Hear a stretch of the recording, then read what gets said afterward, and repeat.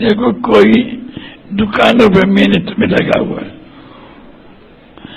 کوئی زمینوں میں محنت میں لگا ہوا ہے، کوئی سونا حاصل کرنے میں محنت میں لگا ہوا ہے، کوئی ملکوں پر قبضہ کرنے میں محنت میں لگا ہوا، کوئی صدر بننے میں محنت لگا. یہ سب اپنی حیثیتوں کو گرا رہے ہیں، اس دنیا میں بھی اور آخرت میں بھی یہ دوسروں نے نقصان ہوگا.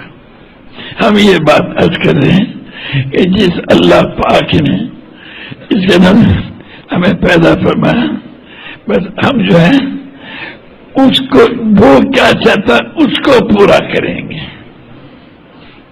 ہم دکانوں کو نہیں دیکھیں گے، سمجھے، اپنے جیسے انسانوں کو نہیں دیکھیں گے، بلکہ کس کو دیکھ اللہ کو دیکھیں گے.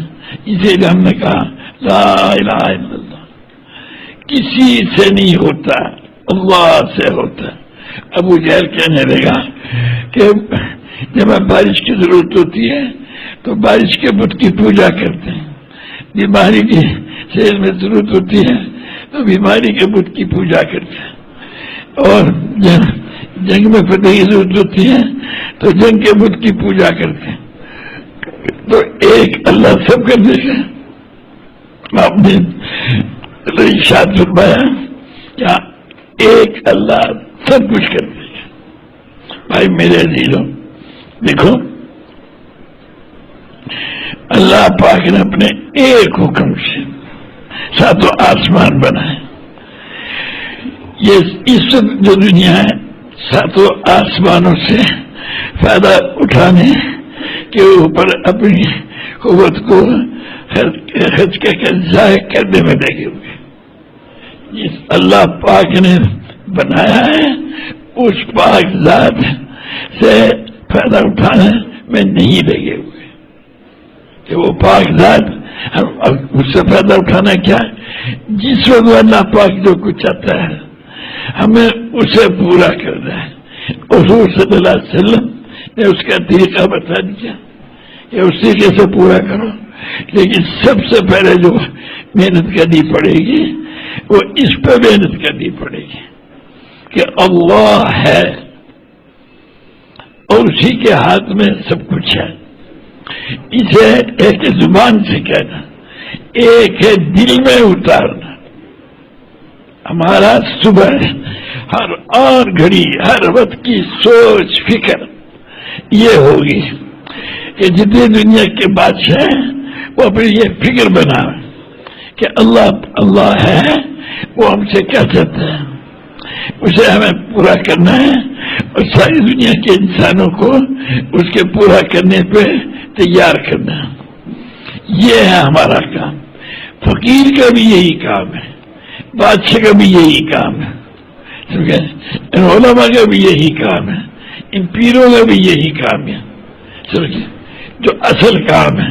بھائی میرے دوستوں، جب اس کو کریں گے ہم حق تعالی شان اس کے، جیسے ہمارا زبیر کہہ رہے تھے نا کہ محنت بناؤ گے تو اللہ کے ساتھ تمہارا تعلق قائم ہو جائے گا، پھر اللہ تعالیٰ تمہیں صفات عطا فرمائے گا.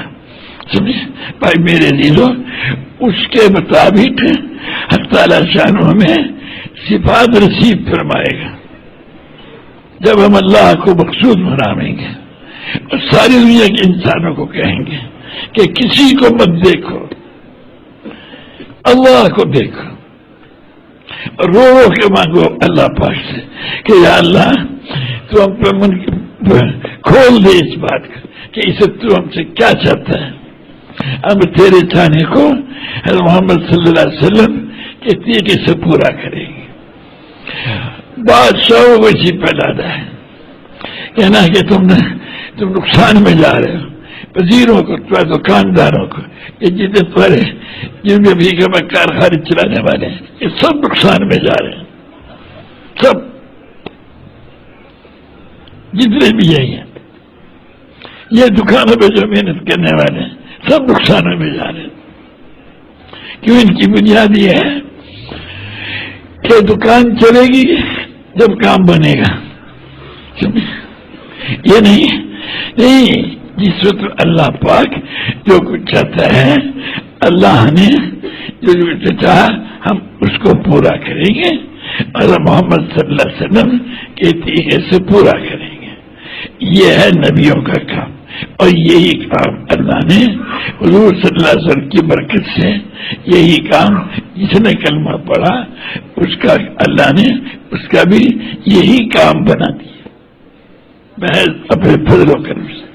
تو آپ جتنے بھی ہیں یہاں پر، جو ہی اپنے آپ کو جو بھی افریقہ کا مت سمجھو،